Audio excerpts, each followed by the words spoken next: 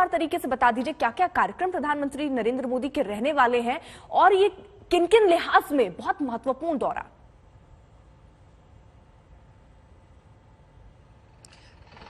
तीन चार बड़ी बातें देखिए। अभी तो प्रधानमंत्री यहाँ पे जो इंडियन लोग हैं उनसे मिल रहे हैं। फिर सबसे पहले उनका गार्ड ऑफ ऑनर का कार्यक्रम है, जो गार्ड ऑफ ऑनर उन्हें दिया जाएगा। भारी सुरक्षा के इंतजाम किए गए थे। एक बार नजारा दिखाइए पूरा। हम आपको बर्लिन में इस अडोल्फ होटल के सामने की तस्वीरें दिखा रहे हैं। जबरदस्त सुरक्षा के इंतजाम यहाँ पर पूरे इलाके में किए गए हैं। पूरे इलाके को देखिए चारों तरफ से, अगर हम दिखा दें आपको किस तरह से, यही वो स्क्वायर है जिसे कहा जाता है ब्रांडनबर्ग गेट और उसके सामने का स्क्वायर। यहाँ पर देखिए पुलिस के कैसे इंतजाम है। लगातार पुलिस सुबह से ही मॉनिटरिंग कर रही है। चारों तरफ से पूरे इलाके को घेर लिया गया था। अब हम आपको बताते हैं गार्ड ऑफ ऑनर का कार्यक्रम सबसे पहले होगा। उसके बाद जर्मन चांसलर ओलाफ शॉल्स के साथ उनकी मुलाकात होगी और उसके बाद से इंडियन डायस्पोरा के साथ उनकी एक मीटिंग होने वाली है। एक राउंड टेबल, उससे पहले माफ कीजिएगा 4:30 बजे बिजनेस राउंड टेबल होना है, जिसमें बहुत सारे स्टार्टअप्स के लोग, जो बिजनेस हॉन्कोस हैं उन सब के साथ दोनों की होगी। एक प्रेस ब्रीफिंग उससे पहले लगभग 3:30 बजे जर्मन चांसलर ओलाफ शॉल्स से मुलाकात के बाद एक प्रेस ब्रीफिंग 3:30 बजे के लिए शेड्यूल की गई है। ये सब मैं आपको बर्लिन टाइम के हिसाब से बता रही हूँ।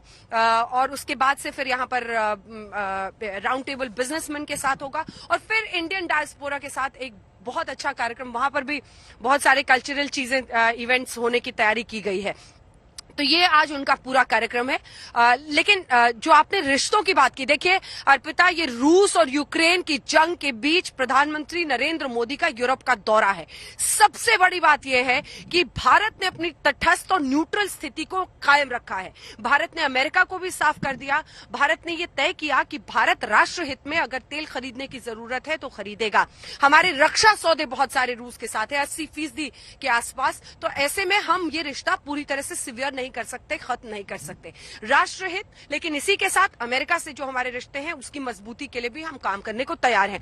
ठीक वही संदेश प्रधानमंत्री ने यहाँ के लिए निकलने से पहले जो अपनी वेबसाइट पर जो स्टेटमेंट जारी किया था, उसमें उन्होंने जो अंग्रेजी के शब्द इस्तेमाल किए थे, Europe is facing challenges and choices, यानी चुनौतियां भी और उसके सामने विकल्प भी हैं, उसे अपनी आगे की नीति तय करनी है। इसीलिए ये दौरा उन्होंने बताया बहुत महत्वपूर्ण है। देखिए रूस और यूक्रेन की जंग के बीच ये तमाम देश, जिसमें जर्मनी है, जिसमें फ्रांस है, जिसमें प्रधानमंत्री Denmark, Iceland, Norway, Sweden, Finland, इन तमाम देशों के राष्ट्राध्यक्षों से मिल रहे हैं और ये तमाम देश यूक्रेन के साथ खड़े हैं, रूस के खिलाफ खड़े हैं। लेकिन इसके बावजूद भारत कैसे अपने रिश्तों को यूरोपीय देशों के साथ भी अच्छा रखे और जो उसकी रूस को लेकर नीति है उस पर भी तटस्थ रहे, इन सब के बीच एक बहुत महत्वपूर्ण लकीर खींचते हुए प्रधानमंत्री का ये दौरा तय करेगा कि जियोपॉलिटिकली अगर हम देखें तो भारत रूस यूक्रेन की जंग के बीच अपने रिश्तों को यूरोप, अमेरिका सबके साथ कैसे कायम भी रखता है, लेकिन इसी के साथ रूस यूक्रेन की जंग में तटस्थ भी रहता है। बिल्कुल। तो जहां एक तरफ जंग के बीच प्रधानमंत्री नरेंद्र मोदी का वहां जाना और किस तरीके से अपने वहां रूस के लिए भी उनके साथ रूस के साथ जो इक्वेशन है वो भी बनी रहे और यूरोपीय देशों के साथ भी बनी रहे, साथ ही साथ चीन को लेकर भी चिंताएं यहां पर बनी हुई हैं, उस पर भी हो सकता है जाहिर तौर पर चर्चा हो।